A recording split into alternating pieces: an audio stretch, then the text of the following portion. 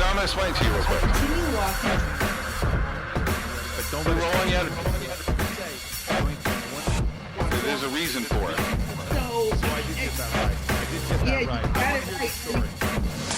So what are your thoughts on the future of crypto, and where do you see Litecoin in 2030? I know that's like a little bit out there, Charlie, but I mean, really, obviously, everyone's going to want to know your comments on Litecoin and in the future of crypto. 2030? I can't even tell you what's going to happen next year. Like, I guess 4 years ago, there was like the ICO boom. No one knew what's going to happen. And then recently the DeFi and NFT stuff. So 4 years later, who knows, right? So 2030, well, what I do know is Bitcoin and Litecoin are going to become more and more useful, more and more used as money. Right now, everyone's pretty much using crypto as speculation, right? Just buying in, hoping that it will rise in price and sell at a higher price. But you're starting to see more and more like people using it, like countries adopting Bitcoin as legal tender. So I think that's going to happen more and more, and people are actually going to use it for money, and that's what it's intended to be used for. I wanted to ask you a question about, like, go back to the beginning of Litecoin. I mean, I think most people know you're an MIT graduate, you're a smart guy, you got all the credentials. Really, you don't really need any introduction to people who pay attention to crypto, and we'll get to that. But I want to go back to the beginning. You decided to start Litecoin. Can you talk about like how that happened? Yes. So creating Litecoin didn't actually take a lot of, didn't really require my MIT degree. It was not too hard to do. Satoshi Nakamoto, the creator of Bitcoin, did all the work. So I just forked his code and made some changes and launched Litecoin. So actually it was quite easy to do the initial work, to launching Litecoin. The hard part is actually to kind of keep the network stable, get people interested in Litecoin and mining Litecoin and supporting Litecoin, and just kind of building out the community and continue working on Litecoin and improving it. Yeah, like when you first start, like how did the first trade of Litecoin happen? So back then, this is 2011, more than 10 years ago now. There was Bitcoin, and then there were kind of about a dozen altcoins. Most of them don't even exist anymore. The networks have died. They don't have any support. But the issue with most of these coins were they're created by people who really wanted to just strike it rich. They launch a coin, they pre-mine millions of coins for themselves and kind of push it out there, hoping that the price will go up. If the price goes up, then they make millions of dollars, right? So what I want to do was launch a coin that was fair, kind of like how Bitcoin started, where everyone had a chance to mine coins from the get-go. And the creator, myself, didn't have a better chance, or didn't like pre-mine coins, or didn't give my friends and families coins before I launched it. So that was like the goal. And I think that's one of the reasons why Litecoin succeeded, was just how fair it is, how it was very equitable. Everyone got a chance to mine from the get-go. Does Litecoin have the same kind of cap or not a cap that Bitcoin does, that 21 million? What is Litecoin's cap like, or not cap? I try to kind of mimic what's successful about Bitcoin, which is having a cap, having a set schedule where every 4 years the block rewards would have. So there is a limit. For Litecoin, it's 84 million coins, which is 4 times more than Bitcoin's 21 million. Everything is kind of multiples of 4. It's 4 times faster in terms of block speed. So Bitcoin blocks happen on average every 10 minutes. Litecoins happen every 2.5 minutes. So I just try to keep everything the same, because I realized that Bitcoin was successful because of its kind of inflation schedule, right? People didn't want to mine a coin that had infinite cap, right? Also, you want the halving to happen every 4 years so that there's enough time for the coin to grow and become successful before the rewards become too little. So it's done pretty well. I mean, we've made money at Litecoin. We mined it. It seemed like it was more profitable than Bitcoin for a long time to mine Litecoin. Bitmain was behind mining it. They obviously still make machines that are behind it. But what do you think the future of Litecoin looks like in terms of what do you hope it becomes? In terms of mining, the network hash rate goes up and down, but generally it's just on the upward path. It's becoming more and more secure as there are more hash rate. Over the past few years, Litecoin hash rate has increased, I think, like threefold. So that's good, right? That's good for the network, for the coin, for security to increase. What that means is basically it's harder for someone to 51% attack the coin. So it's hard for a nefarious person or group to attack the coin and reverse transactions or stop the blockchain, having just a lot of mining hash rate on the coin. Recently, the profitability of Litecoin mining has increased quite a bit, mainly because of Dogecoin. So Dogecoin is mined with Litecoin. It's done with a process called merge mining. So what that means is if you're mining Litecoin, you're also mining Dogecoin at the same time and vice versa. So Dogecoin miners are also mining Litecoin. So you benefit from both rewards from both chains. And recently, as probably people noticed, that Dogecoin price has gone up, shot through the roof recently. And that's caused Litecoin miners to actually make a lot more money mining Litecoin than if you had put the capital into Bitcoin mining. Yeah, I know. We had a lot of Dogecoin. I'm not going to lie. We ended up like racking up a bunch of it. And then one day we woke up and went, wow, this thing has value. It was crazy. I'm sure that's Elon Musk talking about it and all the Reddit guys talking about it. But in terms of what you hope Litecoin to be, do you expect it to be a transactional network like currency? You said that kind of earlier, but like, do you envision, because I know that people talk about Bitcoin is not really a great way to make payments, but a store of value. How do you define what you hope Litecoin will be? Because you have to have some sort of long-term vision you still think this thing could become. The vision is for Litecoin to be both store value and a means of payment.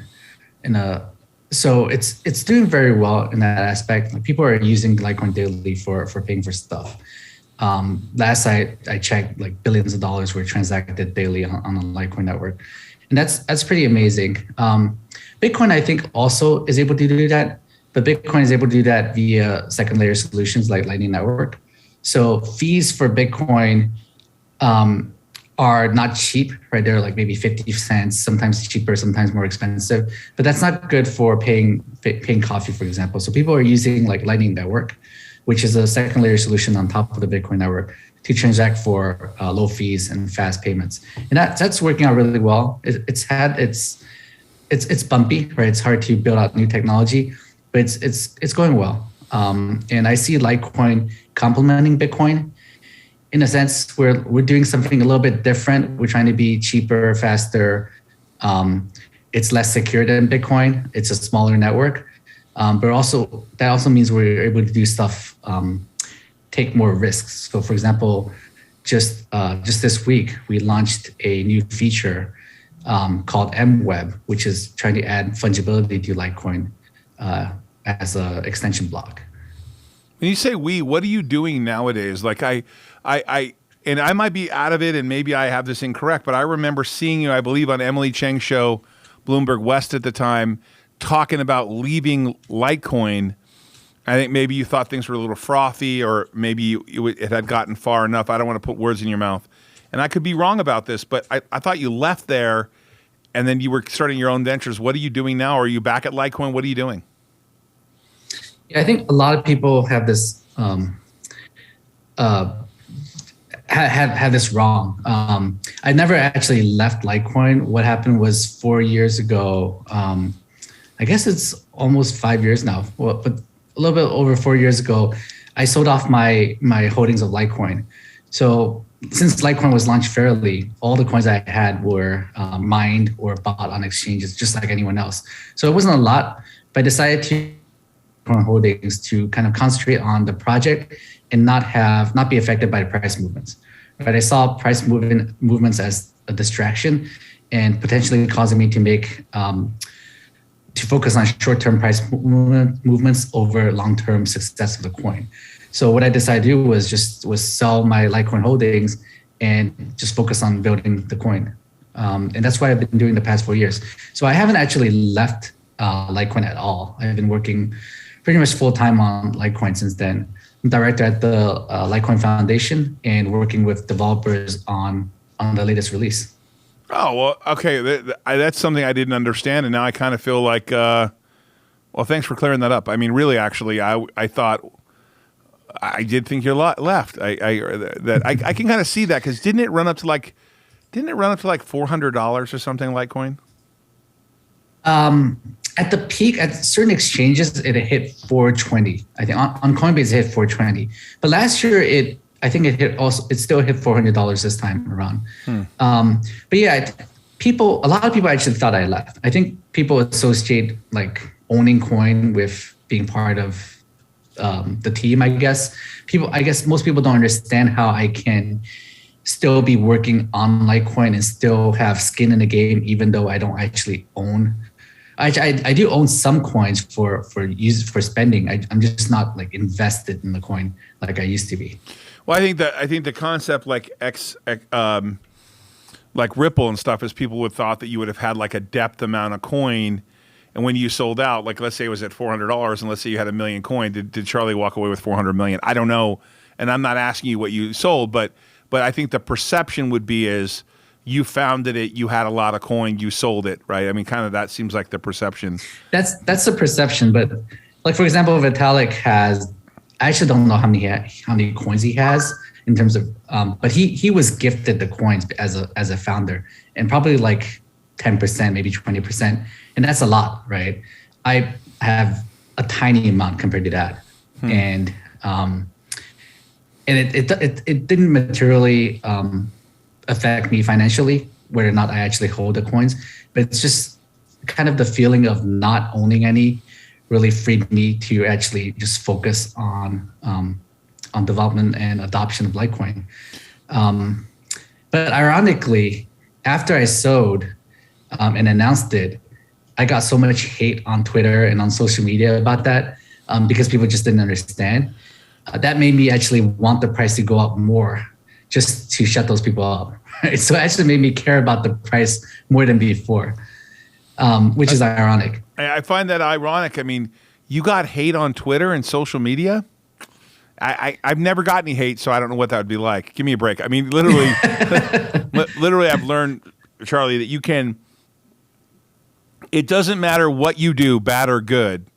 I have a company that went public that I founded that has a vaccine and a treatment for Alzheimer's. And it went, the first day it went to 3 billion when it went public. I was like a billionaire for maybe like 20 minutes. And I got hate for it going too high. Now I get hate for it being too low. People accuse me of saying that it's not really real, even though it's with a major university. The FDA cleared it to go into human beings. People will say whatever they want on social media. I thought you were kind of stepping away because of the speculation, but I didn't quite understand that. I appreciate you clearing that up. I mean, actually, this is very valuable for me because I'm thrilled that you're still part of it, because I think a lot of people are fascinated with what you created. I would love to even delve even more on how you created it. I hope someday when you're in Vegas, I can see you in person, because I think it's just a fascinating thing. Maybe join me for dinner in Vegas, my treat. I'd love to chat with you about kind of like how you first got it into a wallet, just the technical side of how you like first did it. I just think it's fascinating. We actually own part of a crypto exchange called Earnity, which just launched the other day, earnity.com. And they're trying to bring crypto to the masses, make it easier to trade, make it easier to buy Litecoin or baskets of coin, one click. Some of the guys from eBay who started it and PayPal. It's really I'm fascinated to watch the market develop for sure. But I wanted to ask your thoughts about the SEC, Securities and Exchange Commission, kind of Ripple, and then what your experience was, if you can talk about it at Litecoin, in terms of the SEC, because obviously it's not clear to everyone what their policy is going to be. I wondered if you had any comment. Yeah, I think a lot of people are still kind of waiting for what's going to happen, right? So they dropped the shoe on Ripple a few years ago, but there's the pending lawsuit going on, so no one really knows what's going on with that. But what I do know is like coins like Bitcoin and Litecoin are considered not a security, right? Gary Gensler has even mentioned on air that Bitcoin and Litecoin are not securities. And I think they're also giving Ethereum a pass, even though Ethereum was launched with token sale and having a company behind it, owning tons of tokens and pushing for kind of success of Ethereum. Even with that, I think they're getting a pass, and Ethereum is considered not a security right now. And I think that's fair, but it's really up in the air what's going to happen with all these other coins, right? There are a ton of coins right now out there that is kind of unclear whether or not they're security or not. And I don't know what would happen if SEC actually comes out and deem those to be securities. Definitely affect price, but people are still building. I think people are just kind of heads down and building on top on these coins and network and not worrying too much about what SEC thinks. Can you start a coin today? I mean, can you do what you did in 2011? Can that be done today? Like, could I say, I've got a better way of doing this, and I want to start a coin, and I think and I have a equitable way, and here's how it's going to be mined or proof of stake. Can you do that nowadays, or is that ship sailed? You can still do it. There are definitely a lot of coins still launching, but it's just harder to succeed because these days coins, you just need a huge team behind it. You need a huge development team. I was just looking at the stats today. Like some of these coins in the top 20 have like hundreds of developers. Crazy if you think about it. Litecoin Foundation only has 3 full-time developers, and we're doing okay. But it's hard to compete when you have a coin that launched with a huge pre-mine. They have like hundreds of millions in their treasury, and they're paying like 100 developers a year, 100 full-time developers a year to work on the coin, right? And they can innovate faster. Not necessarily better, but they can definitely innovate faster because they have more people working on it. So for a new coin to come out to succeed, it's actually quite hard because you're trying to kind of gain market share. You're also trying to get capture eyeballs, right? You want people to invest in your coin, to support it. And there's only a limited number of people in the space that can support a limited number of coins.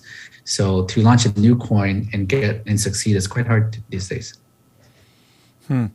When Litecoin was built, was the actual like 256, I don't know what it was built on, but the actual way it was built, can other people build, like I understand people build smart contracts around Ethereum.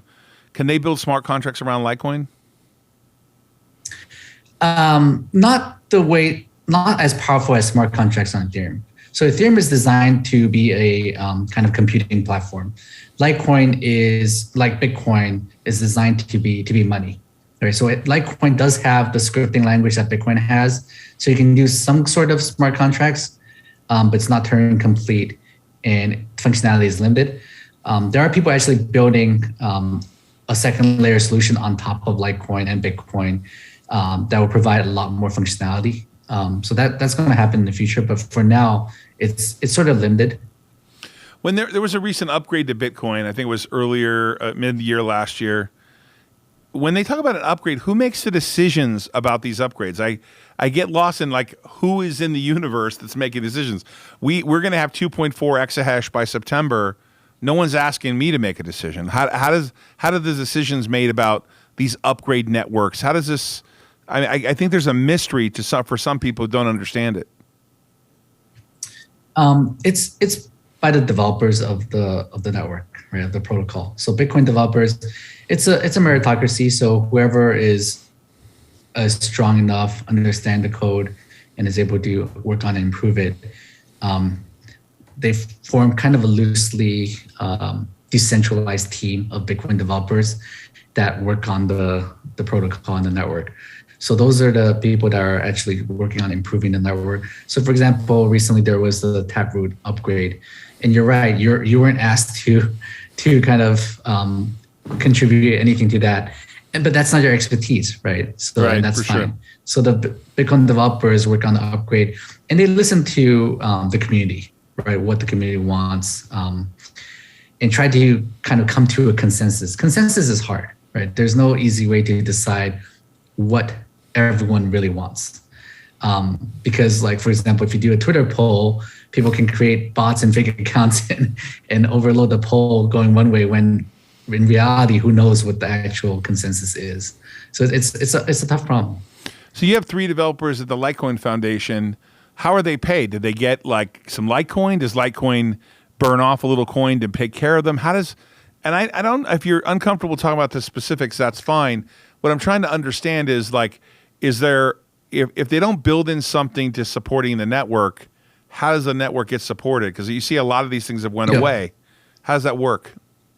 Yeah. So unlike a lot of coins, right, we don't have an emission. We don't have coins being printed out of thin air to be given to us, right? So the Litecoin Foundation is pretty independent from Litecoin, right? It was actually just formed in 2016. Previously, there was a Litecoin Association that was helping out with Litecoin. So currently, the Litecoin Foundation is helping off Litecoin. We fund developers by donation. Right? A lot of people donate to Litecoin Foundation. We use that funds to fund developers. We also we have partnership with companies, and we earn like rev share when we refer people to these companies. So that kind of partnership brings in some revenue. So we take all that money that we make from donation and partnerships and just put it into funding developers mainly, and a little bit into marketing also.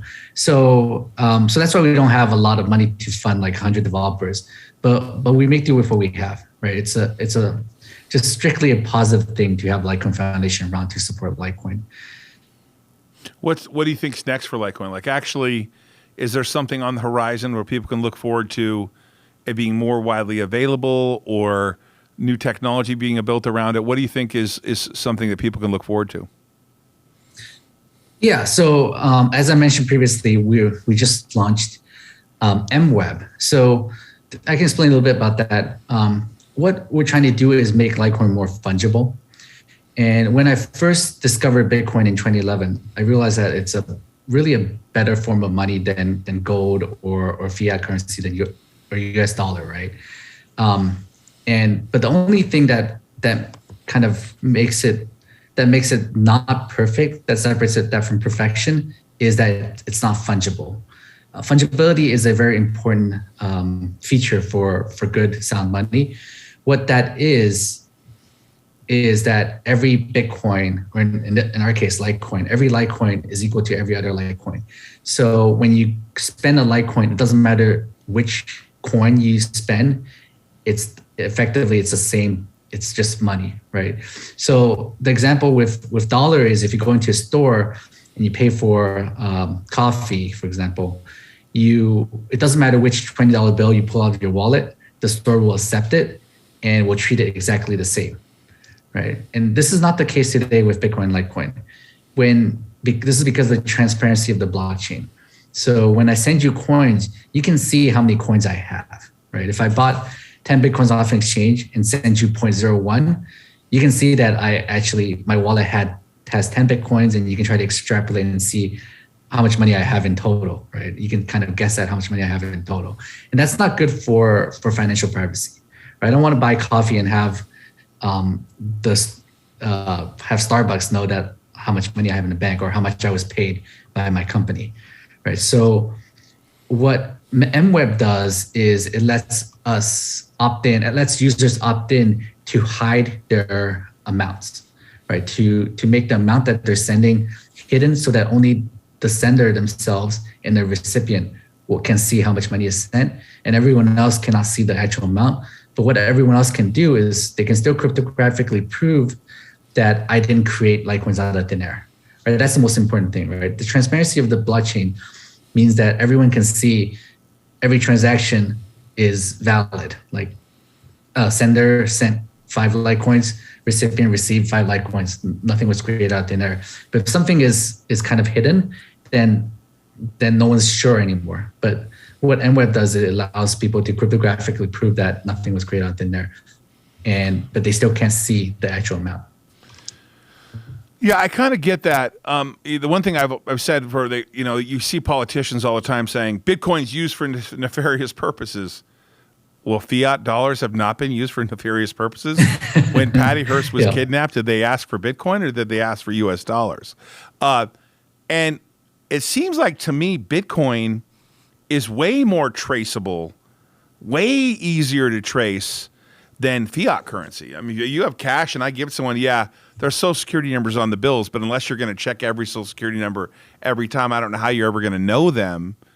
Isn't the blockchain just much more accountable than regular fiat currency? I mean, It's kind of a layup question, but am I wrong about that or no? You're not wrong. It's actually much more accountable than cash. All right. So actually a lot of criminals are caught because they're using Bitcoin. And that's I guess that's a good thing, right? So it's definitely more accountable because of the transparency of the blockchain. So what we're adding doesn't really help with kind of it's not like a full privacy thing on top of Litecoin. It's a kind of sort of a side chain. It's an opt-in feature, but the main thing is it hides the amount. No, right? I think if you're depositing your Litecoins with MWeb to an exchange, the exchange can still see how many Litecoins you deposit, obviously, right? So you're not hiding the amounts from like the exchange or the regulators, but you're hiding amounts from just people who shouldn't actually know how much money you have. Yeah, I mean, it makes sense. If I use my credit card, they don't know what my limit is. They just know that it got passed or it didn't pass, right? How much sense does it make to do anything else, right? Well, Charlie, listen, I'm a big fan, obviously, and I was pretty thrilled that you agreed to do with this. Is there anything on your mind for the future of crypto that you see going on right now? I mean, you've seen a pretty big sell-off in crypto on Bitcoin from 69,000 the high down to like the high 32,000s. I think it's 36 and some change right now. I just wonder what you think about this current cycle we're in. Maybe some people calling it a crypto winter. We've seen a bunch of corrections. They've happened all the time. Is this any different than the other corrections to you? Any thoughts behind that? It's hard to say if we're actually in a bear market right now, right? So crypto can move pretty fast, right? Things can turn around. So late last year, we had a short amount of time where Bitcoin dropped down to almost at this level, and then almost immediately it went back up to $60,000. So it could turn around pretty quickly, but we could also stay in this level for a year or two, right? So it's hard to say. No one can predict the future. If anyone tells you what they know, what the price will do, they're just making it up, right? So, but what I do know is that people need to kind of be careful with investing in crypto, right? They shouldn't put everything in. They should be able to withstand like a 80% drop, right? So we've seen many times Bitcoin has dropped 80% from its high. Mm-hmm. So what happens, unfortunately, is that when Bitcoin hits its all-time high, everybody's talking about it. CNBC, all the YouTube channels, everybody's talking about Bitcoin and crypto. And that's when people hear about it. That's when new people hear about it. And that's when they kind of buy in, right? So they're buying in at the high. But the problem is if they buy in at the high and it drops 80%, those are the people that can't withstand that drop. And they're going to sell at the low. And that's the worst, right? Buying in at high and selling at the low. Yep. So I always tell people, just be careful, right? Always be able to withstand a drawdown, right? If you can withstand a drawdown, and that's why people talk about hodling, right? Hodling is about not selling when the price has dropped, right? If you can withstand a drawdown and hodl through it, you should come out better at the end, right? I can't promise that it's always going to come back, but I believe Bitcoin is really going to new highs, right? I think the long-term value of crypto is going to be much higher than today. But you're going to have a lot of cycles and you have to be able to withstand the drops. If you can't, then you're going to get kind of, you're going to have to be forced to sell at a low, which sucks. I talked about this earlier when we started. We have ordered 20,600 miners. We've been mining on and off since 2017. We've seen a bunch of highs and lows. Believe it or not, go way, way back, and I had someone mining for us. They mined 25,000 coin and sold them for, they mined 5,000 coin and sold them for $5 Bitcoin. It makes me sick to my stomach for him because he had a lot of coin. But what do you think of mining? That must have been like 2011 or 2012. It was absolutely the exact time. What do you think of Bitcoin mining today? Mining is hard, right? I mean, I'm glad you're doing it. It's tough to get into mining because you need access to cheap electricity. You need access to hardware, right? And you need to be able to kind of manage the hardware if miners crash or if the hardware goes bad, you have to replace it. It's a tough business to be in. And a lot of times it's actually better to just buy Bitcoin, right? To just buy the coin and hold on to it. A lot of times miners actually make less money mining than if they just spend the money onto buying coins in the beginning. So so mining is definitely tough. There's a lot of people in the space.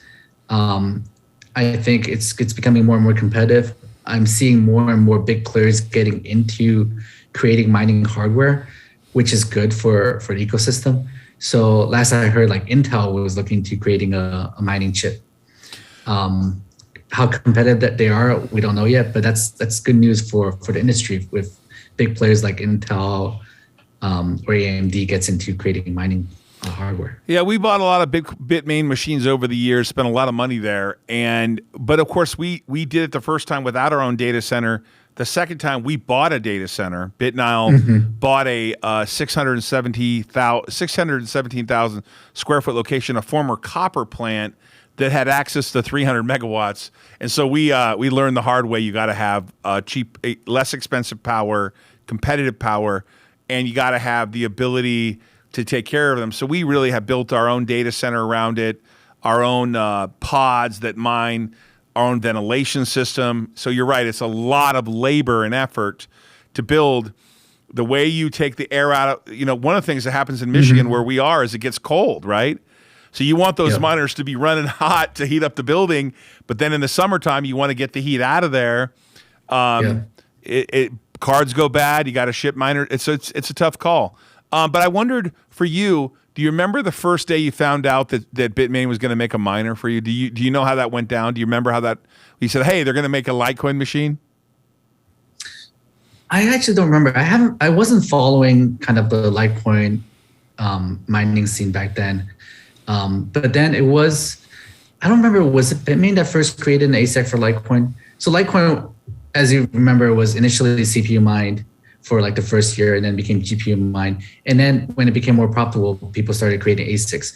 I don't remember if Bitmain was the first Litecoin ASIC, but it was big news when ASICs started coming out for Litecoin, because it kind of means like Litecoin has made it, right? Litecoin has made it, has been as successful enough that companies are creating miners that are specific to mining Litecoin, right? That it can't mine anything else. Obviously, this was before Dogecoin came on the scene, because there are other script coins that copied Litecoin the miners can also mine those coins. But yeah, so the miner was specifically created for Litecoin, and that was big news. What do you think of what Michael Saylor's doing? I mean, he's really stepped up and bought $3 billion worth of coin. I don't know what else you could say about it other than wow, but I'm curious as to your thoughts on Michael Saylor, what he's doing at MicroStrategies. You kind of have to respect that he's kind of going into the deep end. But it is kind of a bit scary though, right? If Bitcoin goes into a long multi-year bear market, can his company kind of, what would happen, right? Would he be forced to sell, or can he actually hold on to it? Because he's buying, he's leveraged buying Bitcoin, right? He's borrowing money to buy Bitcoin. And that's something I would never recommend anyone to do. But as a company, I don't know. I don't know enough about their finances to see if they can actually withstand a multi-year bear market. But I think it's definitely going to be scary if that happens for him. Yeah, I'm pretty fascinated by what he's done. It's really, it's crazy. I could spend a lot of time on other things in terms of crypto and the exchanges. Do you have a favorite exchange you like to use? Well, as you probably know, I worked at Coinbase for 4 years. So Coinbase is always near and dear to my heart. I love what Coinbase has done to help crypto in general, bringing new people on board, making it easy for people to buy Bitcoin and other cryptocurrencies. I've used pretty much all the exchanges, starting with Mt. Gox. I remember back in the day where I had to wire money to Japan or use a payment solution called Dwolla that pulls money from your bank and does some shady stuff, and eventually the money somehow appears at Mt. Gox.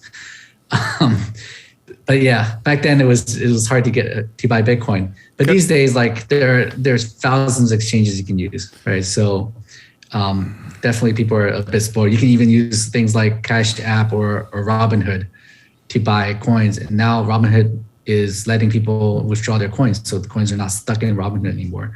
So Robinhood is probably one of the easiest ways to buy coins. So I've used tons of exchanges. Yeah. One of the most fascinating things for me was, the guy I told you sold those 5,000 Bitcoin and got the 25,000 in cash. He had to sell the coin, and then somehow the cash came Federal Express. I thought to myself, I don't know how that could be legal. Do you remember back in the day, back then, where you had to get cash and to get the money out of it? I was like crazy. Just insane stuff. Like you've also heard stories of FBI cracking down and like arresting people or doing sting operations of people buying or selling Bitcoin in person, right? So you're not supposed to do that unless you have like a money transmitter license, right? So and people do that, right? I've bought Bitcoin via local Bitcoins or something, right? Where you meet a stranger at a Starbucks and give them cash for Bitcoin. Almost feels like a drug transaction. Yeah, I think that those days with the exchanges, I think that if the more the government embraces it, obviously, the easier it's going to be to regulate it, the more it'll be adopted. I kind of see that. What do you think of I wrote an article about the Federal Reserve and suggested they put $500 billion of Bitcoin on their balance sheet. What would you think about the Federal Reserve putting Litecoin, Bitcoin on their balance sheet? I kind of feel like the U.S. has become a leader in mining. They're really becoming a leader in adopting it. What do you think about the U.S. government having it on their balance sheet?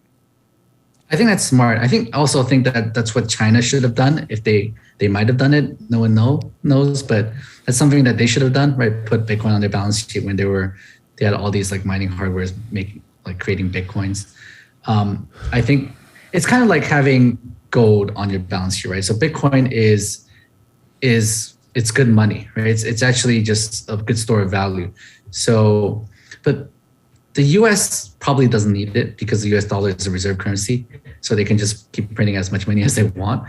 But it would be smart for every other country to do it, right? It's a big hedge against the U.S. dollar, right? So the whole world right now depends on the U.S. dollar. So that's why the U.S. is so powerful. So it'd be good for other countries to put Bitcoin on their balance sheet in their treasury to hedge against the U.S. dollar. That would be a smart move. I think I'd be terrible at what I do if I didn't ask you about El Salvador. What do you think about them stepping up? Clearly, it was a big move, and do you think other countries are going to follow pretty quickly, or do you know anything about people that are going to considering it? What are your thoughts there? Yeah, I think them making Bitcoin legal tender is a brilliant move. I think it's a huge hedge against U.S. dollar. So what they're seeing is that the Federal Reserve is just printing money left and right? They printed 40% total money out there in a year, and only the U.S. is benefiting from that. Like El Salvador, actually, the main currency before adding Bitcoin was U.S. dollar. Right? They didn't have their own currency. They were just using U.S. dollar as their currency, which was smart because these countries, their currencies hyperinflate away, right? So having a stable currency makes their economy actually work. But they want to hedge against that, right? They want to hedge against the U.S. printing money and kind of devaluing the money they use, right? So having Bitcoin as a hedge is great, and it's really smart for El Salvador to do. What they're also doing, which is pretty cool, is they're spending money building out their hydroelectric power plants. It's renewable energy, and they're actually using that energy to mine Bitcoin. So it's pretty crazy that a country is putting so much effort into Bitcoin, and that's good to see.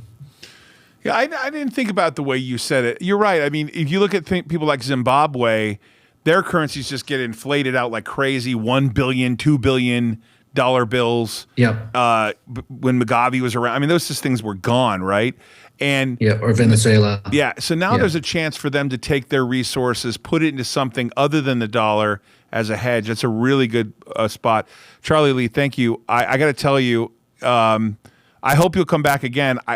You probably gave us so many sound bites today that we will probably edit the heck out of it and play them over and over again because everyone wants to hear from you.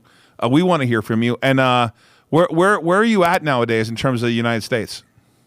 I'm in the SF Bay area. I've been here for many years now. Got it. In California. Yep. I got it. Okay, I was from Orange County, but I moved to Vegas. You ever get out this way? I do. I come, well, pre-COVID, I used to go to Vegas quite a bit, like multiple times a year. I have family there, and also it's a cool place to visit. Recently, I haven't been back for more than a year now, but I might go back to Vegas in March. There's like a poker tournament, a crypto poker tournament that I'm invited to. It may happen. Depends on COVID. Depends on how bad COVID is. Yeah, obviously we'll stay in touch. I'd love for you to come in studio, meet everybody, do something with us again. We have a Risk on Business conference May 12th, 13th, 14th, and 15th. We're going to have Dan Schatt from Earnity there. I don't know for sure. There may be someone like we know mutually that's going to be there speaking. We're talking to you're gonna be fascinated with who's speaking there. I was wondering maybe hopefully you could stop by. We'll talk about that. But Charlie Lee, thank you so much. Obviously, we mine Litecoin still, and we're fascinated with what you created. And I don't think any show would document kind of how you made it. Is there anything that people can read about how you did it? Did you write a book yet? What'd you do? I don't think I'm going to write a book, but I actually made a long tweet thread about it, about kind of the beginning of Litecoin and over the years what happened. Check out my Twitter, Satoshi Light. The pinned thread is that long tweet thread. It has it's quite long, but it has a lot of details in there. Great, excellent. Yeah, it's a long tweet thread. We'll pass that along. I love it. Okay, Charlie, I'll pass that along so people can read about how Litecoin. You're not going to write a book, but you put it on Twitter, which is probably fashionable today. Yeah. Maybe one day. All right, Charlie. Thanks so much. Thanks so much, my friend. Take care. Okay. Okay. Thanks. Todd. Be well. Take care.